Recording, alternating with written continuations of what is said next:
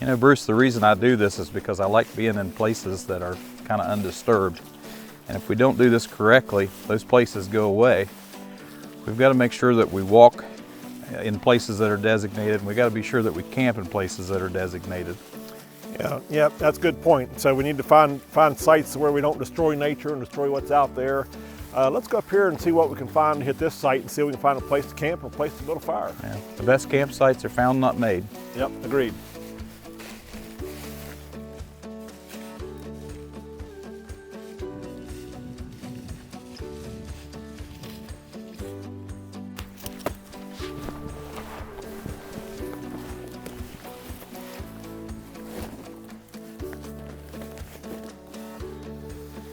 Well, Mike, this looks pretty good here. Of course, this is an established campsite, has a nice fire ring, and it's already kind of set up here. And so definitely if you come across a site like this, you want to use this rather than build a fire just out anywhere, right? Yeah, I agree.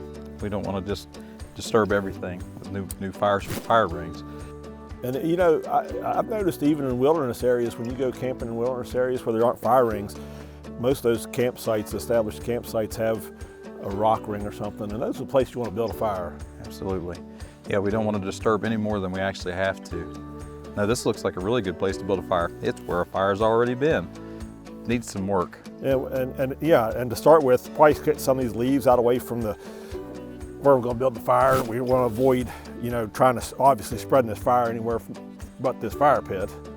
We've recently had some rain, so the odds of it taking off and going, because it's our responsibility. If we're going to build this thing, we certainly don't want to destroy the neighborhood with fire. And speaking of our responsibility, when we get this fire going, we need to have a plan to put it out, because we need to put it out before we leave. We've got water with us that we're going to put it out with, but always make sure you have a plan to be able to put that fire out, right?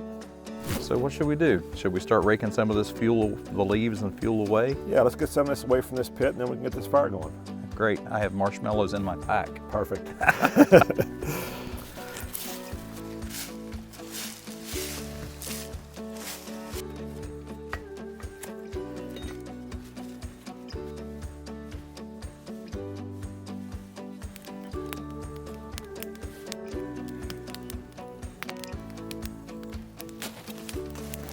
Well, Mike, we have the fire going, and that actually feels pretty good on this cool fall day.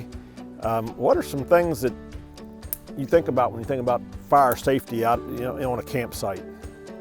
Bruce, I've seen fire out of control before, and I have to be honest, not to be a downer, but the first thing I think about when I think about fire is how destructive it can be if it's not respected. Yeah, and for that reason, when I make a fire in a campsite, unlike I don't think of a bonfire, these big giant fires. I like to keep the fire kind of small so you can contain it and keep it in control like that, right? Yeah, well, I mean, we've done a good job getting the rest of the fuel back away from the fire ring, so if a spark does jump out. And then we also have water here on hand if that were to happen.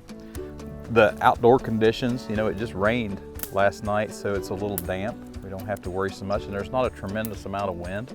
I think all those things are important when you think about starting a fire, because if those things aren't lined up, you may not be able to keep it in the ring. Yeah, because there are times of the year that it may not be safe to build a fire. Either it's too dry, too much wind, or a combination of those things, right? And so you need to be aware of those things. You can't always have a fire, even though it's really nice at a campsite. Right.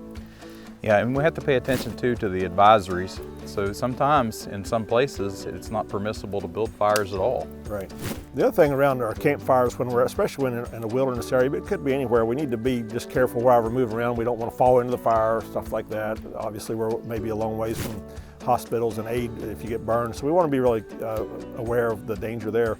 But also, of course, in this fire, we have cut firewood because it's an established campsite. But when you're out there in the wilderness, you don't have that, so of course we're not going to pack firewood in there. So, what's our? We're talking about no trace ethics. What's our guideline there on firewood? So anything that's down, anything that's already down, is permissible for us to take and use in our fire rings. But you're never ever going to break anything off. You're never going to cut anything down. Obviously, it would be green anyway, so it wouldn't burn right. Those things scar the landscape. And if every person that came through this campsite did that, there wouldn't be any trees left. Right.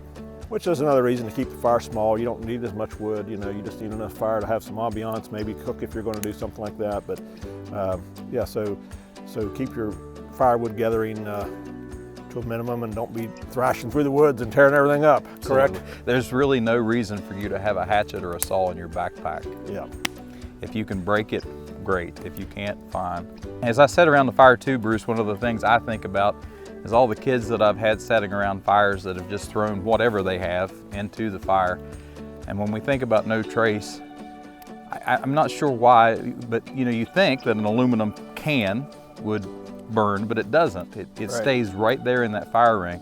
Right. And so as we put those fires out, those things are there, and we can still see the remnants of other campers that have come through and done the exact same thing. Whatever we take into a campsite, we need to take back out. It's a really important part of no trace ethics.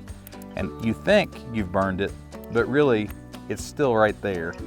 And so just hold the urge to burn those things, put them back in your pack, take them out and dispose of them, recycle them if you can. Yep. Bruce, I think that wraps up about everything on fire safety and how to make sure we don't mess up these campsites with our campfire and our wood collection. I agree.